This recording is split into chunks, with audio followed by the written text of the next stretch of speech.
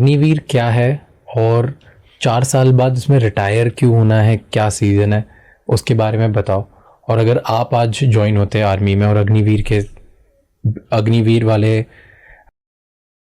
Concept के through आप अगर एंटर होते तो फिर आप यहाँ तक नहीं पहुँच पाते। तो क्यों गवर्नमेंट ने ऐसा वो बनाया और उसका महत्व क्या है?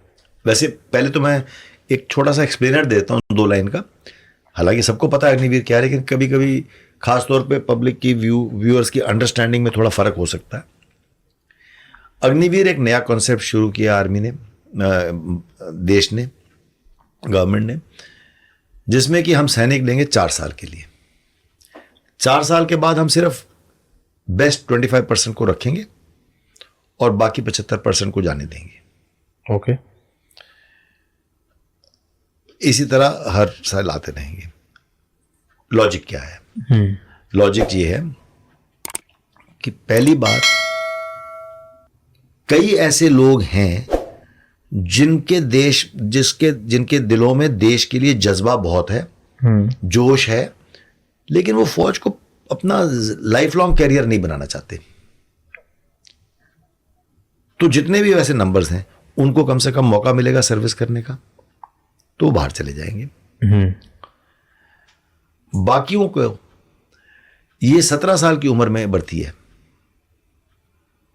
तो अगर कोई 17 साल की उम्र में भर्ती होता है तो 21 साल की उम्र में बाहर हो गया। अगर वो 21 साल की उम्र में बाहर हो गया है, अगर 18 में भर्ती हुआ तो 22 साल की उम्र में बाहर हो गया। आज की तारीख में मुझे बताओ 22 साल पे कौन काम कर रहा होता है? पढ़ ही रहे होते हैं अभी तक। तो ये 22 साल की उम्र में जब आएगा, अगर जवान के रैंक पे है, तो 22 साल की 21 या 22 साल की उम्र का लड़का जिसने 4 साल फौज में सर्विस की है, जिसको 21 लाख रुपए मिल चुके हैं। 21 लाख रुपए कौन 21 साल का लड़का कमा लेगा? 21 लाख रुपए इसको मिल चुके हैं। और कौन सी ऐसी कंपनी होगी, private sector, corporate sector, IT, call centre, कौन सी ऐसी कंपनी होगी जो उसको उसकी क्वालिफिकेशन के मुताबिक अगर वो फिट बैठेगा तो उसको नहीं अपनाना, उसको नहीं लगाना चाहेंगे, जिसमें ऐसा डिसिप्लिन आ गया है, सेल्फ कॉन्फिडेंस आ गया है, जांबाजी आ गई है। क्योंकि वो उसका काम करने का नजरिया ही अलग होगा, उसकी डीलिंग दूसरे लोगों के साथ अलग होंगी। वो एक बहुत कॉन्फिडेंट आदमी होगा, वो कॉम्बैट में रह के आया है। तो ये है उसका मोटा तौर। फायदे क्या है हमारे को? एक तो मैं जैसे आपको बताया कि जो नहीं रहना चाहते वो उनको वापस जाने का मौका मिलता है। दूसरा, हमें बेस्ट सोल्जर मिलते हैं, क्योंकि हम बेस्ट 25% सेलेक्ट करेंगे और वो रेगुलर सोल्जर बनेंगे, मतलब वो करियर सोल्जर बनेंगे। दूसरी तरफ, आज टेक्नोलॉजी इतनी तेजी से बदल रही है कि आप आज एक चीज लेते हो, वो कल आउटडेटेड हो जाती है। True. तो आज आप मेरे को सिखाना चाहो, जितने ये टिकटॉक और टेलीग्राम और स्नैपचैट और ये सब, मैं नहीं सीखूंगा। मैं मुश्किल से एक फेसबुक पे अटक जाऊंगा या इंस्टाग्राम पे अटक जाऊंगा। लेकिन नई पीढ़ी को सिखाने की जरूरत नहीं है, वो सीखे सिखाए आते हैं।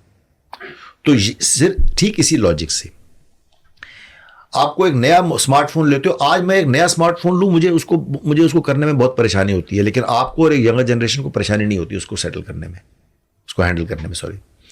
तो जब हम हर 4 साल बाद नई पीढ़ी को अंदर, नई यूथ को दाखिल करते रहेंगे, वो टेक्नोलॉजी एनेबल्ड होंगे, वो ऑलरेडी एनेबल्ड होंगे।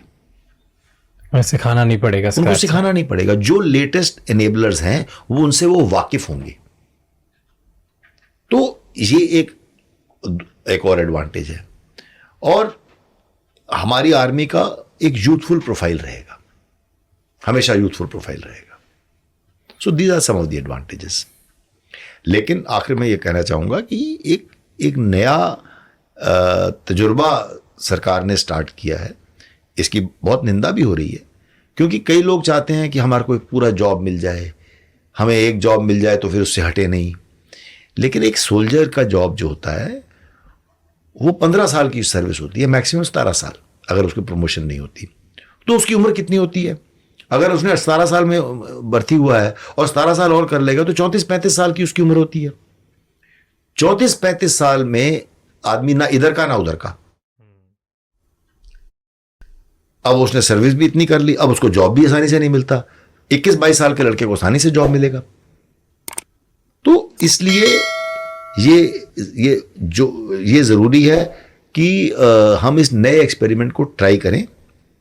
हाँ, इसमें कोई चीजें कमियां नजर आएंगी तो जाहिर है उसमें फिर मॉडिफिकेशन लाई जाएगी।